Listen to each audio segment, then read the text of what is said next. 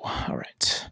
Hello, White Sox fans, and welcome to another edition of the FutureSox podcast. My name is Ian Eskridge. Joining me this evening is James Fox, our managing editor. Also joining us this evening is Carlos Collazo of Baseball America. How you doing, guys? I'm good. Thanks for having me, guys. I really appreciate being on here. Yeah, thank you so much. So let's just go ahead and start with what it is that you do over at Baseball America, and essentially what you have going on at the moment. I know you're super busy, so let's hear what you got going on. Yeah, so I'm BA's lead draft writer, so basically in charge of all of our draft content over at the site, which for me includes doing our top 500 draft list each year. Final update for that coming shortly. We've got the draft coming up in 3 weeks, which seems crazy. We've got a bunch of mock drafts in the works, or that will be in the works over the next few weeks. I do some prospect stuff in the non-draft seasons, but really it's nice just to be able to focus on the draft year round, kind of like all the scouts who are covering the draft do. So that's kind of what I'm doing over at BA. Awesome. So you just got you have the privilege of going to the MLB Scouting Combine. Mm. Um, do you want to let us know what what kind of takeaways you had for it? How it helps the clubs that are Mhm. coming to look? I heard some people say that if they hadn't done their homework before they got there, that they're kind of already behind the eight ball as it were. But you want to tell us Mm. how you felt about what you saw out there?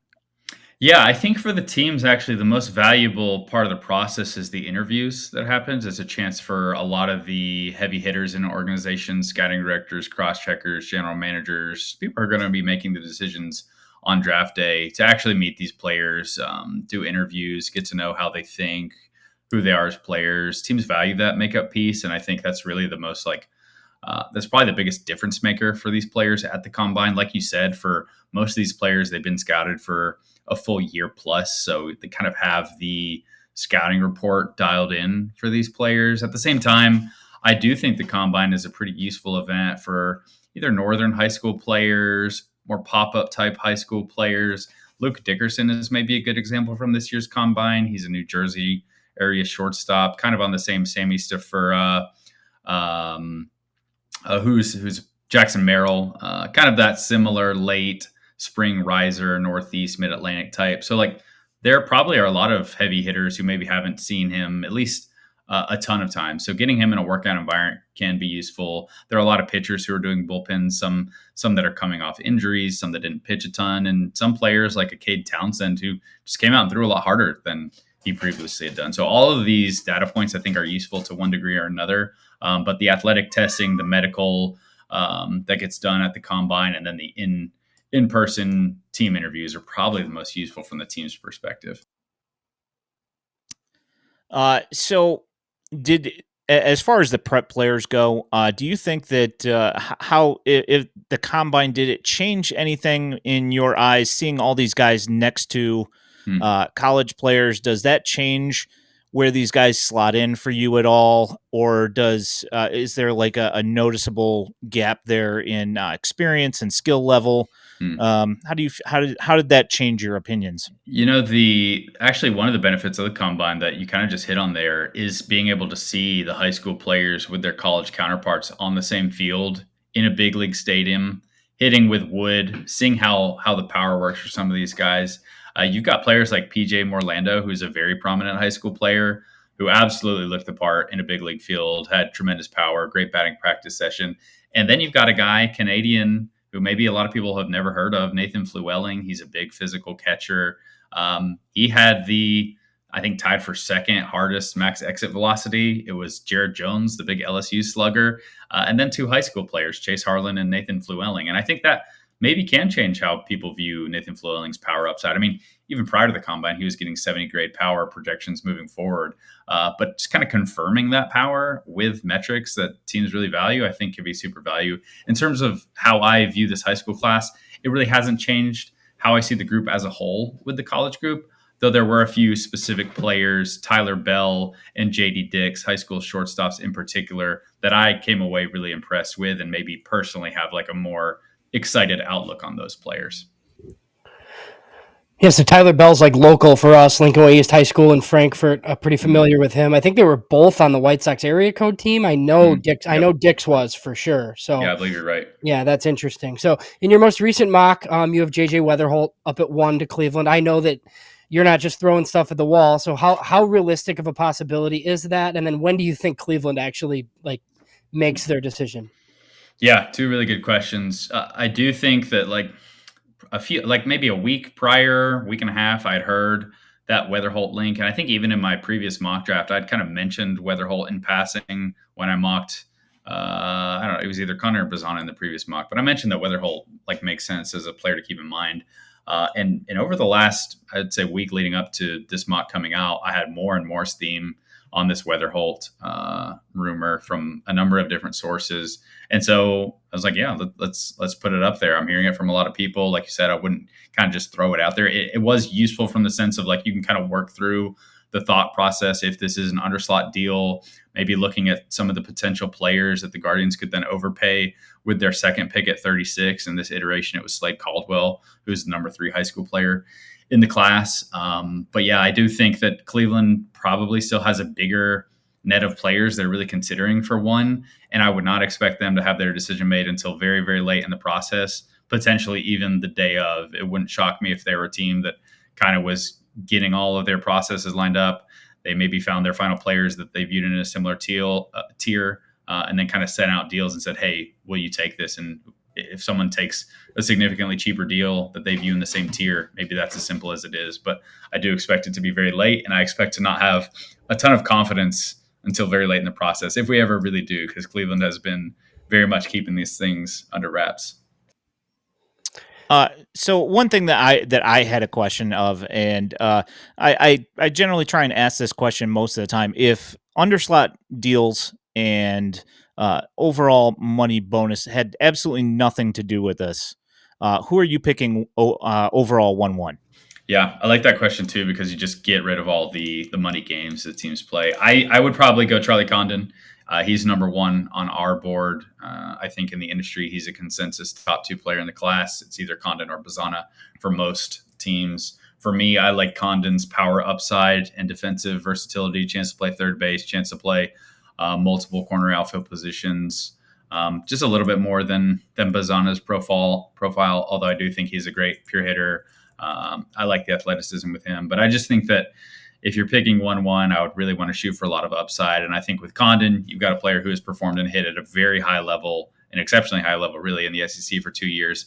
Even if it's a maybe artificially inflated offensive environment these days, he still has numbers that stack up with the very best in college baseball. His exit velocities, even if all of the exit velocities in college baseball are inflated, his stack up with the best. So I feel pretty good about him overall. I wouldn't personally put him in the same tier of like a Dylan Cruz or a Wyatt Langford from a year ago. I know some people began putting him in that tier, both him and Bazana.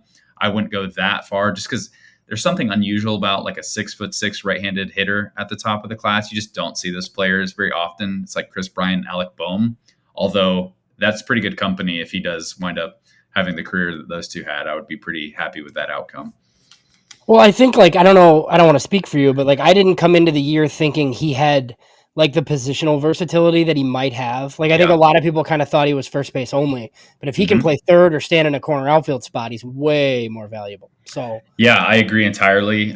We do a piece each spring, kind of looking at to do lists for all of our top 30 players. I think for Condon specifically, it was show more athleticism and show defensive versatility. And he did that exceptionally well. I think scouts specifically cited like either improved athleticism or better athleticism than they expected him to have this year. I think for a lot of teams, he's a legitimate option to play third base moving forward. If that's the case, that's phenomenal. Like that offensive profile is just so much more appealing on the other side of the infield. And even if he's not a third baseman, being able to play left or right, again, just helps so much get out of that kind of first base hit yeah. over nothing profile. So I think that really has, in addition to his offensive performance, which is obviously the driving factor, I think that's an element that is very key in terms of moving him up the draft board. We had him around 13, I think, entering the year. And within like a month of the season, he was shooting up to the very top of the class. So that's definitely like a key piece to his improvement this year. So White Sox are picking 5. just, they have 4 of the top 80 picks. They rarely have an extra selection, but they made a trade for the Mariners one. What do you think makes sense for them there? And then how much should having 4 of the first 80 like influence like their pick at 5, basically? Yeah, their bonus pool is not significantly different from all these teams picking in the top 10. All the teams around them probably have extra picks in the first supplemental round. I know Cleveland It's does. like I believe 15 million, I think. Colorado. Yeah. Yeah, they've got 14.5 total bonus pool, it looks like. So I wouldn't expect it to be a huge factor in who they pick at 5. Maybe the extra pick makes them feel like they can get a little bit riskier, but I wouldn't expect the extra pick to make too much of a difference. In terms of who fits, I really think everyone in our kind of top 10, top 11 tier players makes sense. You're going to have 4 players out of that group that you're not going to have to worry about for that pick. And I really think everyone in that tier could make some sense. It's been very difficult for me, I would say, to line up this like 3 to 10 order with conviction this year. It has shuffled so much for me. It changes depending on who I send the list over to, like different scouts. They'll have different orders. You can line the college pitchers up in different orders. You could have the first baseman higher. You could have them lower. You could have the high school players a little higher. So I really am curious how the industry is actually going to line these players up, because it's been such a challenge for me specifically. But all the players in this range, so guys like just looking at like 5 through 10 right now, guys like Braden Montgomery, Chase Burns, Caglianone, Nick Kurtz, Connor Griffin, Bryce Rayner. Trey Savage is probably the least likely to be a fit at 5, just because I've heard his name less frequently. But say there's a scenario where if the two college pitchers go in front of them, I'm sure a bat they really like will fall to 5. So he does seem to be maybe the most unlikely of this tier. But really, everyone else, I think you can make a credible Yeah. case for them at 5. So then my other question then, like we've kind of heard them a lot with Connor Griffin, and I don't know that means that they would do it at 5, but like how much do you think you save potentially with Connor Griffin if he knows that he's going like 10th or 11th otherwise? Yeah, that's a tricky one. Just looking at the like pool differences, it's the slot value for 10 is 5.9. The slot value for 5 is 7.7. So if you could save $1.5 million there, maybe it's beneficial Right. for both parties. It's hard to get too confident in those numbers, even for the JJ Weatherholt underslot. I kind of use the Henry Davis 1-1 as a bit of a template for that. But another thing that's fascinating is I've heard a lot, and I mentioned this in the topper of the mock draft, is the bonus pools have gone up by like 8.7% this year. They're very high numbers. There are 3 slot values that are worth 9 million or more. There have only been 2 players ever drafted and signed for 9 million or more. That was last year with Dylan Cruz and Paul Skeens. And so I just expect a lot of these teams in the first round and the top 10 as well to be looking at underslot deals. And if every team is doing that, maybe it gets trickier to have like massive savings for any one player. But if they view Connor Griffin as the best player available, and Connor Griffin has the most realistic like chance to slide, I imagine they'd be in a pretty decent position there, just from a money saving and strategic standpoint. So James and I have talked at length about this, and in your most recent mock draft, you have the White Sox selecting Jack Caglianone. So we are scared to death of the first base profile. Rightfully so. Yeah, it's. Would you put him in the outfield? Because I know that's been suggested that he could possibly be a corner outfield guy. I just saw him at the no chance. All right, that's I saw him at the College World Series just recently, and I don't think so. I mean, pitching. he's not that good of a runner. He's a fine defender at first base. I think if you take Jack Caglianone in that spot, you're taking him for the bat. You have conviction he's going to hit. That you kind of are hoping he is a left-handed Pete Alonso, right? Yeah, Like he went to the same high school as Pete. He went to the same college as Pete. He has the same kind of power over hit profile as Pete. So like it's a weird comp just because of the handedness and the body is very different. But in some ways, I think it's kind of an intriguing comp. And I think that you probably don't want to complicate things for Jack. Like additionally, I think you immediately have him stop pitching and focus on hitting only. Because his hitting upside is significantly higher than his upside as a pitcher. He's probably a reliever if he's a pitcher only. So yeah, I think that, I mean, let him play first base and let him mash, because if you're taking him this high, you're convinced that he's either going to hit for enough power that the question marks about kind of the pure hitting ability and the approach he's just going to hit for enough power that you won't have to worry about it, or you're confident enough in his athleticism and the two-way factor and him taking a step forward, or your hitting development as an organization into kind of helping him come along a little bit more as a hitter. I don't think any of those scenarios, it really makes a ton of sense to me to put him in the outfield. Maybe he's just a better athlete and a better mover than I'm expecting him to be, but I would be surprised if he wound up like moving around left field or right field. Like Kurtz is a guy that I would be more willing to think of that, the Wake Forest first baseman, because I think he's just a better mover and athlete, but he's also a better defender at first base. I think he's a plus defender there. So I also wouldn't want to move him off that position. So yeah, both those profiles are tricky because if you are drafting a first base only, they really have to mash. And like you guys mentioned, I'm sure you talked about all the players who were expected to hit and just haven't. And if you don't, you don't have much value. The Andrew Vaughns, the Spencer Torkelsons of the world. Well, and he's obviously much different. Like he's massive and has massive left-handed power, right? And there's all the chase concerns. So like, is that fair for me to say like Andrew Vaughn and Torkelson and all these other guys? Like, I just don't, so maybe comparing him to those guys isn't fair. I just feel like at 5, like there's plenty of guys in the class to not take a first baseman. Yeah, no, I think it is fair. Like, obviously it's true that every player is different and their individual strengths and weaknesses they have. But I think the general sentiment is that like, if you're playing first base, the bar to clear offensively is just so high. You have to be confident in that. And even with players that I was really confident in college, Jacob Berry, great example. Jacob Berry is like it's not exactly a Jack Caglione warning flag. It's like a Nick Kurtz warning to me, because when Jacob Berry was in college, he made a lot of contact. He got on base. It was great swing decisions. He hit for power. That's Nick Kurtz to me to a T. Like, he has some of the best contact skills, approach, power. And then when he got into pro ball, it kind of just all disappeared. And then like, what do you have if you don't hit on your hit and offensive evaluation? You don't have much. With Cags, maybe you could say, oh, you have the two-way factor. That gives you another fallback option that's interesting. So you have something. But yeah, it's going to be fascinating to see where these two would go. I think I'm probably, like me personally, not speaking about like the consensus of our list from the industry or whatever, I would also have the first baseman further down this, just for those exact reasons. I'd be more willing to take a shot on a guy like Braden Montgomery or one of the pitchers or even the high school profiles, just because there are more avenues to being a valuable player, I think. Yeah, so the prep pitching class seems pretty strong. Just something I found interesting. Like, do you think teams who wouldn't typically like take high school pitching might consider going that route because of the depth of this class, and that's just where the talent is essentially? I really hope they do. I think that you're right that the depth specifically of the high school pitching, maybe in the like 40 to 100 range, is really compelling. You don't have the same like top end obvious stud at the very top, like a Noble Meyer or a Jackson Jobe. You don't have either of those. I mean, William Schmidt and Cam Caminiti are two solid high school pitching prospects, but I think both of them have more flaws than maybe a typical top of the class high school pitcher. But in terms of depth, really throughout our top 100, there are all sorts of high school arms that have size or stuff or can spin the ball or have advanced secondaries or have taken strides forward this year. I really like when teams take shots on high school pitching. It takes a long time for that profile to kind of pan out. There's a lot of risk associated with it. But like a year or two ago, if you looked at all of our top pitching prospects in baseball, most of those guys were from the high school demographic.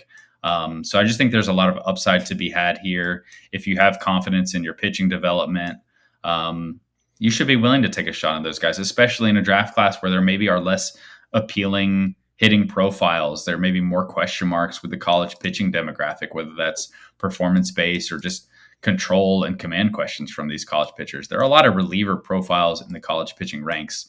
And yeah, you might get a lot of just busts if you go with high school pitching, but you can also get aces that way. And I really hope teams are more willing to invest in that demographic, because if they're not, there's not a lot of other really exciting options to put your money this year. So it'll be interesting to see how teams do it. So I hope that's the case.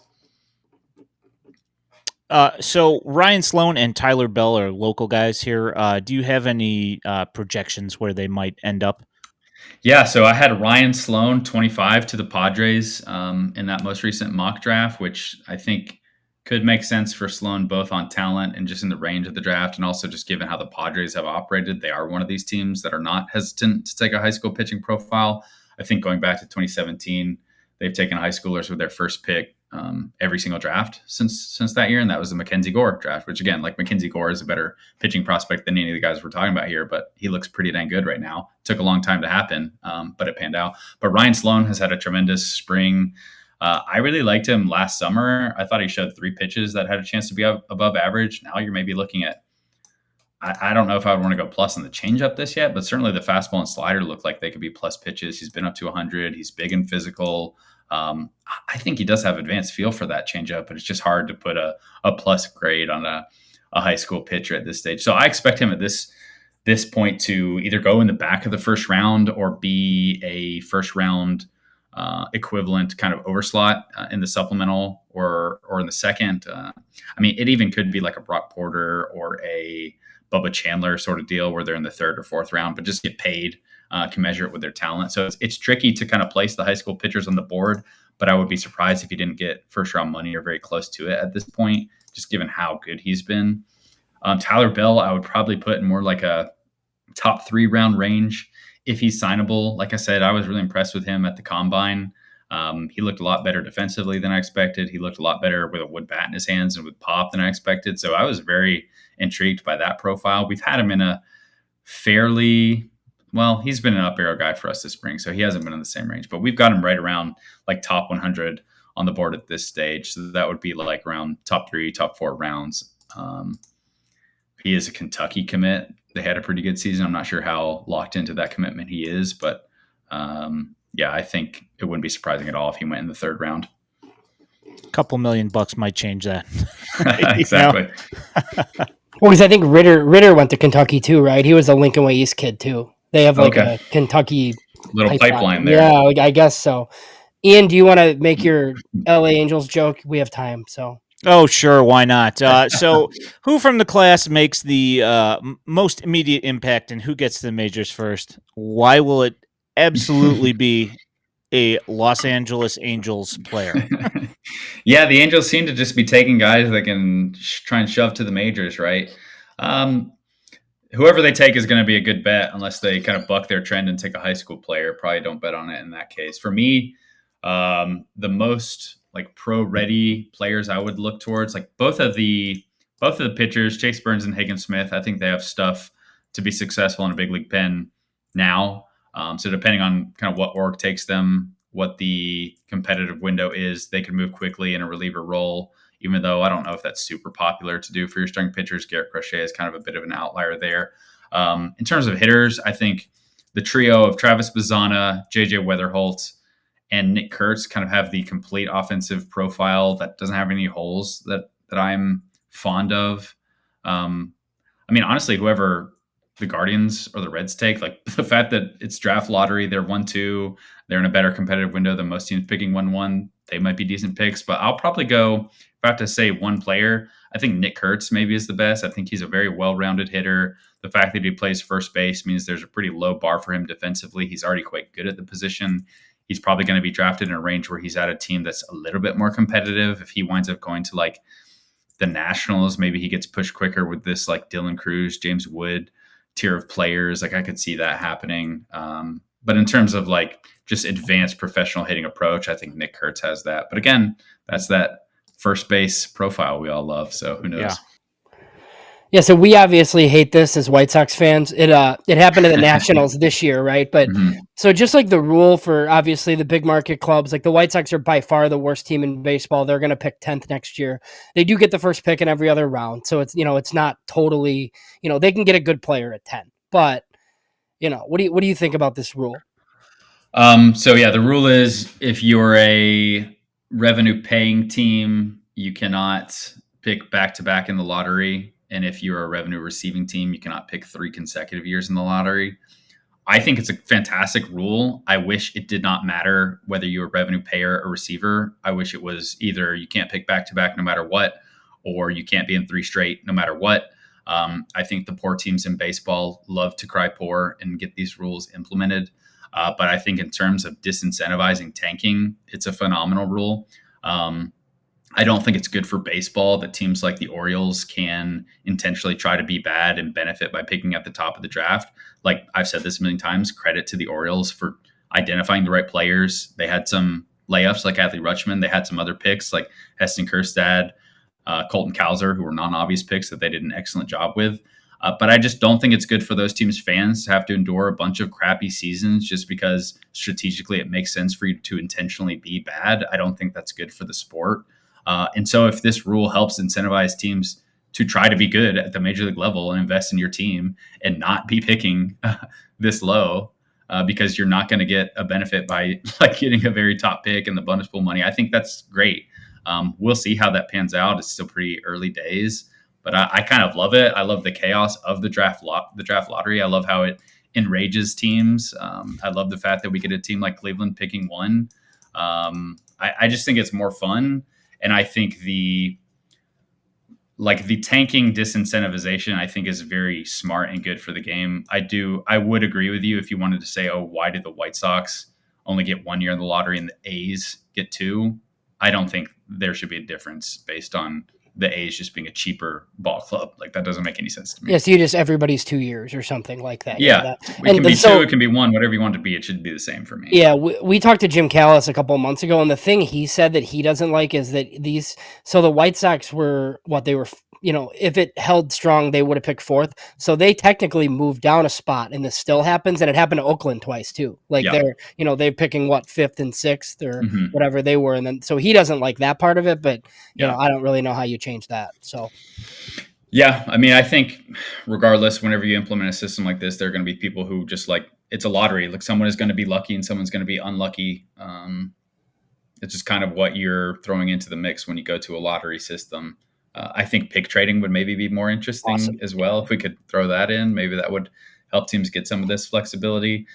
Yeah, I'm not too bent out of shape about I mean, it probably would have been better for the White Sox to just miss the lottery entirely this year. Pick 7. Oh yeah, picking 7 would be great. Yeah. Yeah, and then next year you get maybe Ethan Holiday 1-1 next year. Like that's probably much more exciting for White Sox fans. I think we talked about that prior to it. But for me, I just think like I'm tired of the poor teams crying poor in general. So I wish it was just whatever the rule is, it's the same for all 30 teams. And I think it would be a lot harder for people to get upset about that. Because I mean, do you guys like outside of obviously the White Sox are getting screwed by this now, do you think disincentivizing tanking is good, or do you think that I'm overstating it?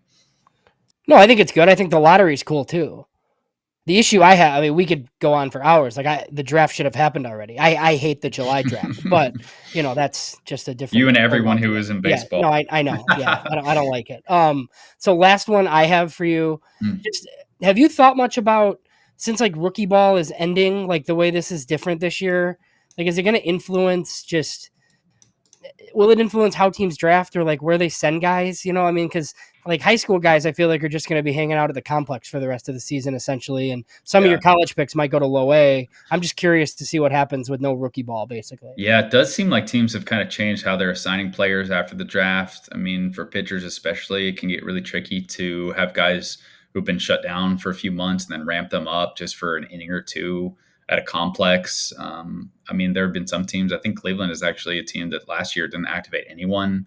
And so teams have had to get creative with kind of their fall like instructional leagues. So it is odd. I don't think it's the most streamlined and optimized minor league system for young players, both from a timeline perspective and the fact that like the levels don't seem to be as smooth as they previously were. Like you can easily push a player too far and have him be overmatched, and the level below maybe is not challenging enough. So it's been very weird to see how teams have gotten used to the system. So maybe it'll just be a case where more teams are having like unofficial camps where they're just doing a lot of instruction. But for a lot of these teams, I mean, because this draft is so late, I think you could probably get away with not activating guys until they're ready for their first full pro season next year. But I don't know, you got guys just sitting around for a long time then. So how teams figure that out will be interesting. I don't know that I have like a great solution for that, but it has been odd to see. Well, I know scouting directors wanted it because they just, or, you know, farm directors, because they just run out of pitching, like in Arizona and Florida, basically. So they're fine with this. But when you draft a Connor Griffin, Like Yep. there's nowhere for him to go because you don't want to send that guy to low A. You just Yeah. he just hangs out at your facility or whatever. So Yeah. I also don't, I'm always really wondering like how teams think about like for a lot of these college pitchers they're drafting, they might be throwing like 70 or 80 innings and have thrown more innings than they ever have in a year. And that like ramp down, ramp back up period is always kind of dicey for me. Like the high school pitchers, same thing. A lot of these guys are just coming off like the biggest workload season, year and a half plus of their careers. Like, and now they're kind of just like innings fodder because you need to get through your complex league games. It's just very odd to me. So yeah, it's tough, and the organizational restrictions on like players, like how many players you can actually have, that can't help. And then this year it seems like everyone is injured too. So I do not envy the farm directors their challenge of getting games done and also prioritizing development for each player. Yeah, also losing that additional rookie league later on in the year, Mm-hmm. same thing, it's just kind of, I don't know, it seems to me that it's kind of stunting some of the younger guys, and obviously it takes away numerous guys getting drafted as Yep. well. Yeah, I think you nailed it there. There are fewer places to put your like deep projection players, your guys who need a lot of time at the lower levels. Like there's almost like you're incentivized to get players who move quickly because if they don't, they're just taking up other spots for your international players. It's only 20 rounds now, so you just have less options to take those types. So it's probably good for the college game. If you're a college fan, people probably you'd like that. You get better athletes and more exciting players that make it to college just because they're not getting picked. But yeah, it is tricky if you're an area scout or you're just like one of these deeper project type players who doesn't really have an interest in college and wants to go pro. Yeah, it also makes the Rule 5 draft a little bit more interesting as well because Mm, there's just not enough roster spots for a bunch of these guys, yeah, So, definitely. James, are you good? All right. Well, Carlos, thank you so much for your time. Do you want to let the people know where they can find you and your work? Yeah, you can just follow me at Baseball America. That's where all my work will go. I'd encourage you guys to just check out the site. We've got updated draft rankings, updated reports, more mock drafts coming in season. Top 30s. We're about to update our midseason top 30s for that on the site shortly. So just a ton of content coming. Draft season is always very busy for us, and we're very close now. It feels crazy, but like you said, James, this later draft date kind of does kill us. We've got already stuff going on for next year's class, and we haven't even had our 2024 draft. So it's busy season. But yeah, you can find me at Baseball America. Awesome. All right. Well, thank you so much for your time, and we appreciate it. Yeah, thanks, guys. Appreciate it. All right. Thanks.